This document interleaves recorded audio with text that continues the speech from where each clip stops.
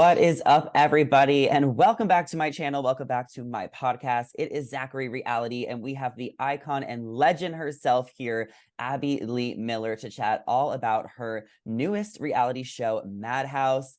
Abby, I know you've had a rough morning, but I hope you're doing better. How are you doing today? I'm doing well. I'm leaving for London tomorrow, so running around trying to do a lot of stuff, and they had to come fix my wheelchair today. So the airlines, they break the chairs, they think nothing of it. In the meantime, it's your legs, right? So this is from September 11th, 9/11 is when they broke the chair, and they're coming a month later, to make some adjustments. But they have to order the parts, and the airline has no idea. Like when they break it, oh yeah, we'll fix it, we'll take care of it. Yeah, sure. 3 months from now, it'll be better. Like, it's crazy. But anyway, that has nothing to do with the Madhouse. Not at all. But I must say, your wheelchair on the Madhouse is fabulous. It's so high up. I feel like it has all these cool gadgets, and you can move around. How is it being? $115,000 the chair is. It's worth it. Yeah, that's more than a new Porsche. Yeah.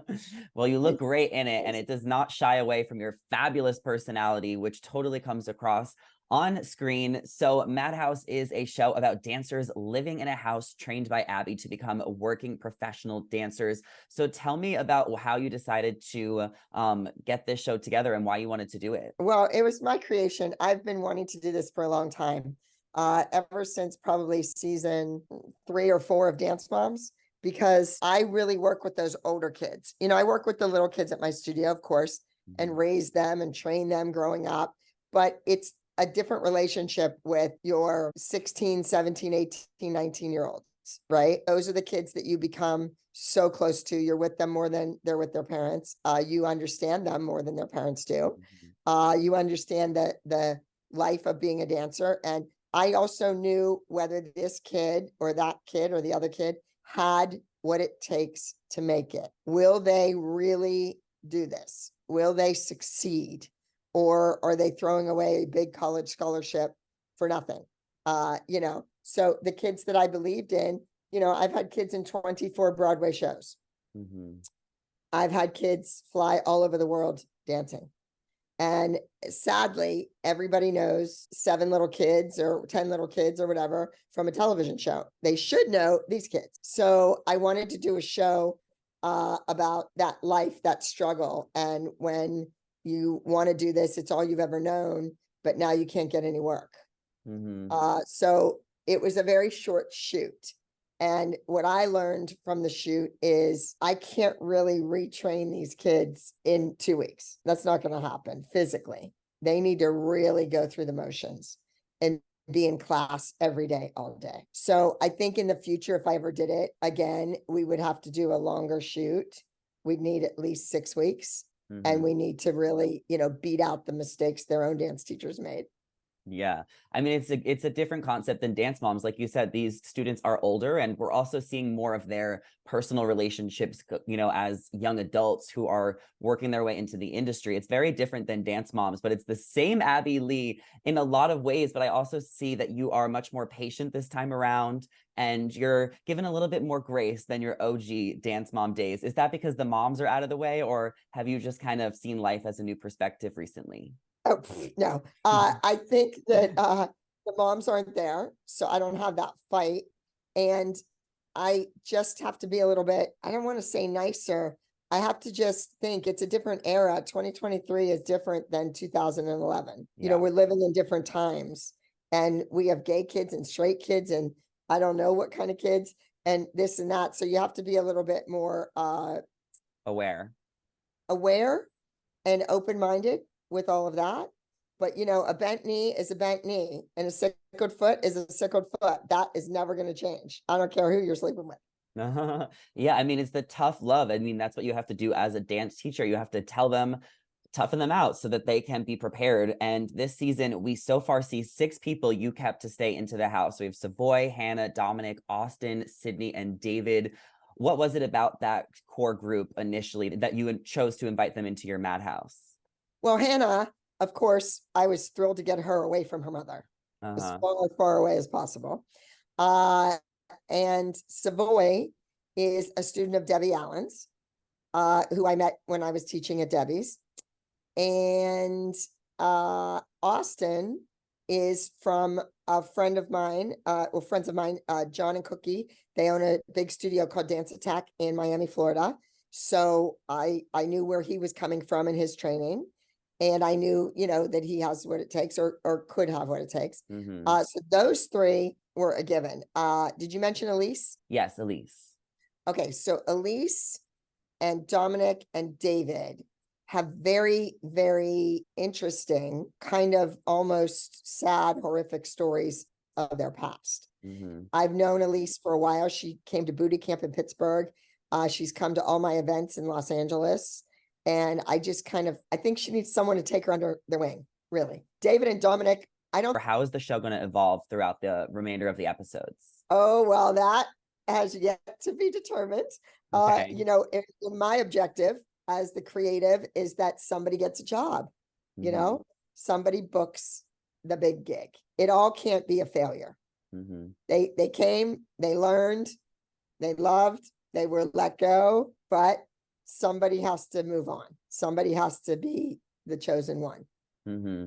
Okay, well, I can't wait to see how it all unfolds. And you guys could watch the Madhouse on Brandon TV. Is there weekly episodes? How many episodes do we know that there's going to be? There's weekly episodes. I don't know too much about it. Okay, well, I will make sure to add the information in. I've been working. Yes. I was on House of Villains. I was on House of Avalon. I've been in a lot of houses over the last month or so. Yeah. And like I said, I'm leaving for London tomorrow. So I've been prepping for that. And I teach on Zoom all over the world. I have over 100 kids on Zoom in my Zoom classes. So I was just in Texas. It's been a lot of busy. But I'm sure Brandon TV and XRM Media can give you all the details when it rolls out. I know people are excited about it. There was over 2 million views at the trailer when it was first released. So that's exciting. And I know that the ending was kind of up in the air with the EPs. So you're just going to have to wait and find out. I hope it ends my way. Yes. Well, I'm so excited to keep watching. And I'm also excited to see you on House of Villains because I did run into you at the party. I was so excited to see you last week. I know you're not a full contestant in the House of Villains, but can you tell us a little bit about your cameo appearance and how you feel about being labeled a villain? Well, I loved being in that company and labeled a villain. And that's a top-notch show. I was never on a show with that many cameras. And that their video village area, like their video area, there must have been 16 monitors. It was nuts. And they were so kind to me. They built me a ramp that's probably 50 feet long to get into the house. Yeah, I was up for the house originally. I was up to get it. And I didn't because, again, the house, the handicap accessibility of a house, you'd have to build a house from the bottom up. And so I go in and let's just say it's dance related, of course. Okay, I can maybe see a competition between the villains and you teaching them how to dance. That's what you do best. It did not go well. Okay, who was at the bottom of the pyramid?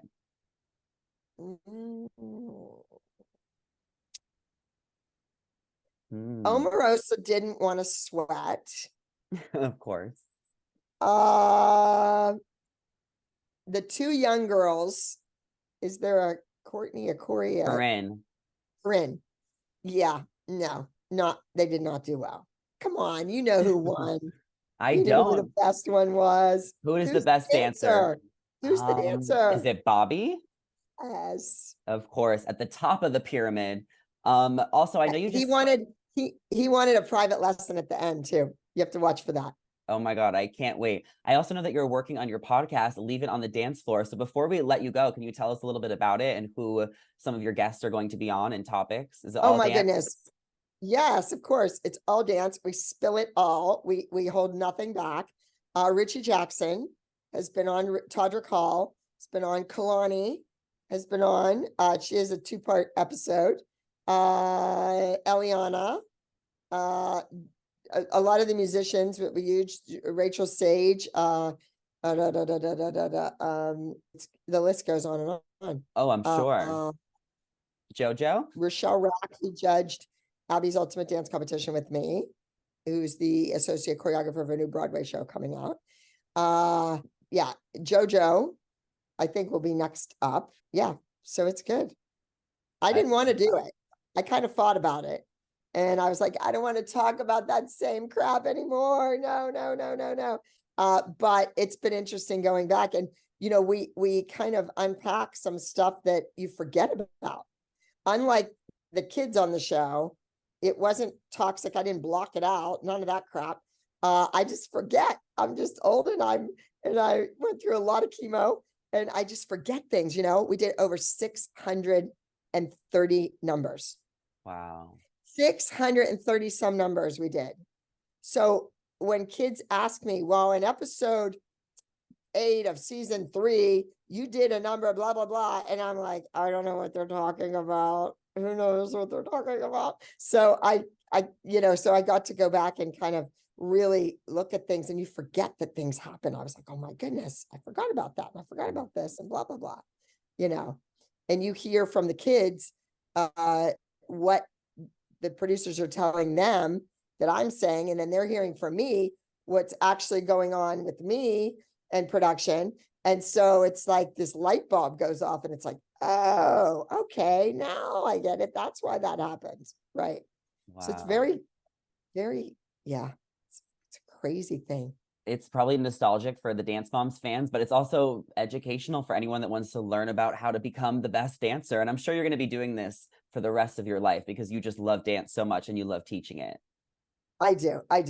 The art of dance is like nothing else, and there's always new kids in the next generation, which kind of gets me to season 9. I've been shooting season 9. We shot in LA, of course, we started there, and Orlando with all the Florida kids, and then Chicago, Texas, and I'll be heading to New York in the holiday time to shoot there. So we have season 9. We have, oh God, I think 17 episodes in the can already. It's crazy. And we'll be introducing season 9 to the world. That's what the world really wants. I mean, all this other stuff I think is great. And it's great for me because I love it. But I think the fans, they want season 9. They want to see the next best talent in the world. Yes. Absolutely. Well, thank you so much for your time, Abby. I really appreciated having you on. And everyone, make Thank you. sure I'm to so sorry watch. it took me forever to get here. No, don't even worry about it. Better late than never. What do you have in the background there? Is that your house or is that an office? No, this is my apartment. You think it's pretty? And what's the thing in the back that on the wall? Is that a mirror? Oh, this is a painting. Yeah, next to that. The mirror, yeah. Okay.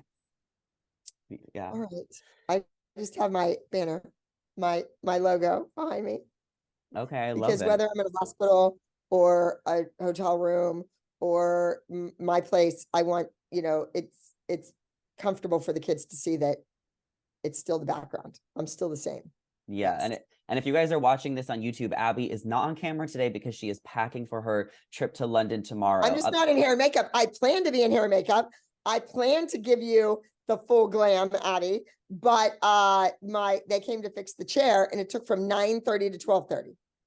Crazy. All that time I had to stay out of the chair. So I couldn't move to the makeup table. I couldn't move into the bathroom to do my hair. That's the problem. Well, don't worry. Next time I will come to one of your dance studios in person and I'll get a bunch of content and maybe you can put me to the test. Oh, that'd be great. No problem. We can do that. That's a promise. I'm not the best dancer, but I'm open to learning. Well, we should have just run outside at that party and you could have done this in the car. I know, but next time there'll be more parties and I'm ready to be on the top of the pyramid. All right. Thank you, sweetie. Thank you. Talk to you later. Bye. Bye-bye. Thank you all so much for tuning in and watching or listening. Do not forget to give this video a thumbs up or rate 5 stars and leave a review in the podcast store. I'll talk to you guys in the next one. Bye.